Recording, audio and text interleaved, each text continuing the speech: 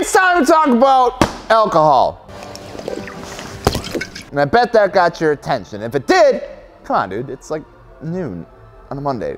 For Christ's sakes. But seriously, let's talk about it. However, I don't mean the stuff that's gotten us through, you know, the year 2020 and all that sort of good stuff. So you can go ahead and put down the Busch Latte. It's gonna be fine, all right? I mean, like I said, it's Monday, or don't. I mean, I actually got one down there too. So, I mean, I ain't judging. In all seriousness, there is a type of alcohol that we should all be aware of as car enthusiasts. And if you're not, I don't know what to tell you, man. But ethanol has become a huge part of the automotive industry, and it's something that for some reason, just like once again, we just cannot like come to an agreement on as a collective. Some people love it, and some people swear to the internal combustion gods that it is the absolute worst thing that has ever been produced for our cars, and that it is terrible, absolutely awful for our engines. Which, you know, I guess on the bright side of things, makes it a perfect subject to talk about on today's episode of Myth or Fact.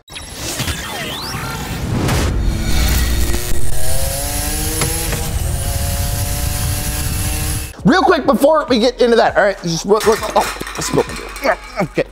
We have a giveaway going on with BC Racing Coilovers right now. So if you're looking to win some free BC Racing Coilovers for your car, quick reminder, there's a giveaway going on right now. All you gotta do is head on over to fitmentindustries.com, pick up some dope merch that we've launched specifically for this giveaway. We got hoodies, we got t-shirts. We're gonna be releasing something else down the line here if we haven't already released it yet, but it's pretty cool.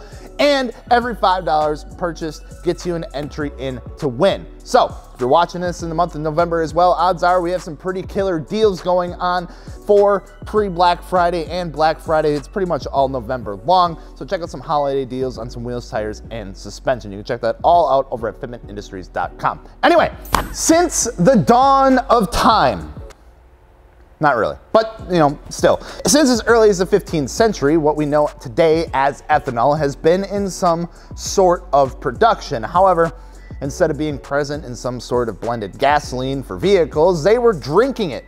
Bunch of crazy drunks. Moonshine and the other ethyl alcohols produced from the distillation of corn and other things and other ingredients have been a popular choice of alcohol for a long time. Who would have thought, however, that a similar process in product would become the fuel of choice for some of the first internal combustion engines? I mean, it's actually kind of crazy when you think about it. It's actually quite an interesting story, and you can check that out in one of our build sheet episodes that we did a while back where we talked all about E85 specifically and the benefits and all that kind of stuff. But kind of skipping ahead and getting the Cliff Notes version of the whole history lesson here, ethanol has been present in our internal combustion engines since the very beginning. And by the time the 20th century came around, the US saw its first ethanol production plant being built in 1940 by none other than the US Army in Omaha, Nebraska, to deal with some fuel shortages and all that sort of stuff. Even though there was ethanol being produced in large quantities in the factories in the United States, it wasn't necessarily available for the general public. It was something used for the military, and it definitely wasn't being mixed with our gasoline, at least not quite yet. The reason being is that at the time, gasoline wasn't really that expensive. There was no need for ethanol in gasoline. The full properties and benefits had yet to be discovered. Fast forward to today, where we have seen dozens of different amendments, mandates, clean energy acts, and the introduction of course, of flex fuel vehicles. We are all aware of the ethanol content that has been mixed into our regular gasoline. You see it at every pump that you fill up at, that the gasoline will contain a certain percentage of ethanol. In fact, there are numbers out there that show that 97% of the gasoline that we use right here in the United States have some sort of percentage of ethanol mixed in. And you might be sitting there asking, just why? Well, the truth is that there's a lot of reasons as to why ethanol has been added to our gasoline. A lot of it having to do with, you know, the good old politics and all that sort of fun stuff to do with emissions and fuel stuff and all that kind of thing. But the biggest one that we probably care about the most is that it brings down the overall cost of filling up our tank.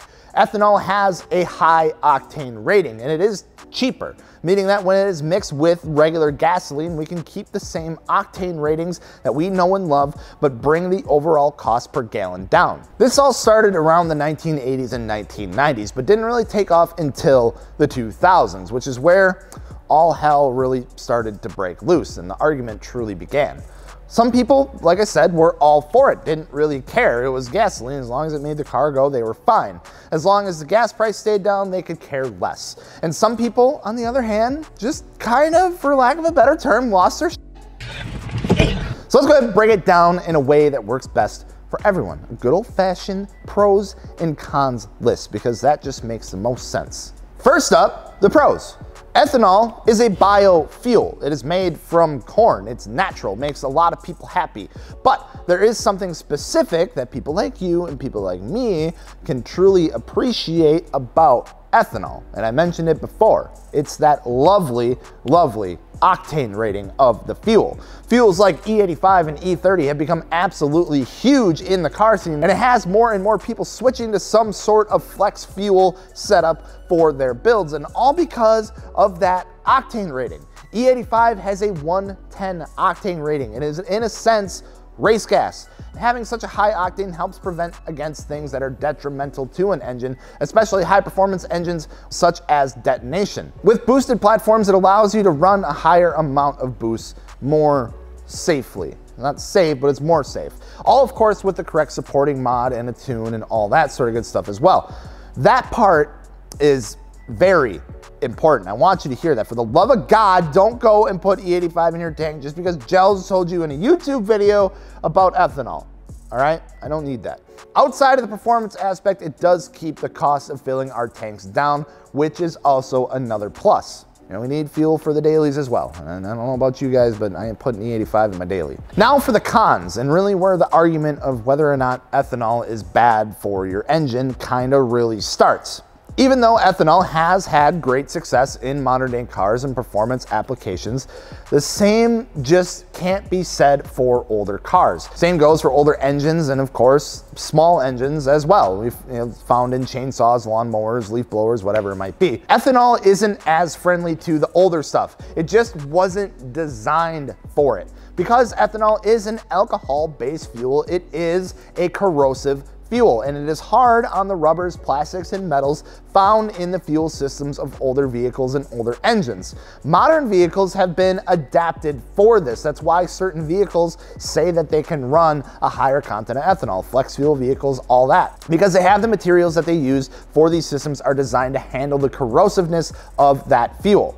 The same is true for small engine applications as well. If you've ever helped your dad out with some lawn care at the beginning of spring after the snow melts, try to get the old push mower started, it can be an interesting experience with a few choice words. If an ethanol mixed gasoline is used in small engines, it can be hard on them as well. Ethanol has another tendency to break down and separate over time when it sits without being used or mixed around, which is known as phase separation. This happens when the fuel sits for a period of time without being used. So as you can see, there is at least some reasoning as to why some people may be a little hard pressed to get fully on board with ethanol in their gasoline. But what it comes down to is that ethanol is just not made for every application and every engine. If you're driving something newer than 1990, odds are you would never have to worry about the small amount of ethanol in your regular 83 gasoline, and you're going to be just fine.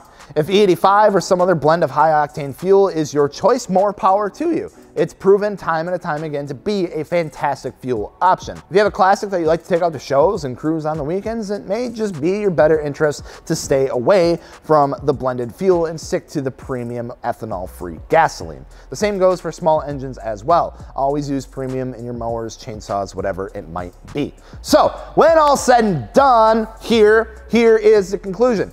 Ethanol is perfectly fine for your newer vehicles. If you want to stay away from it, more power to you. It's not going to do you any harm. It just might cause some issues with some older platforms, small engines, and stuff like that. If you're running something newer, you're not going to run into an issue because your cars are designed for it. It's all good. It may be a little corrosive, but your cars are handled to take it. So go ahead, let us know your thoughts on ethanol or E85 or whatever it might be down in the comments section below. Of course, don't forget to check out the giveaway going on right now, BC Racing Suspension.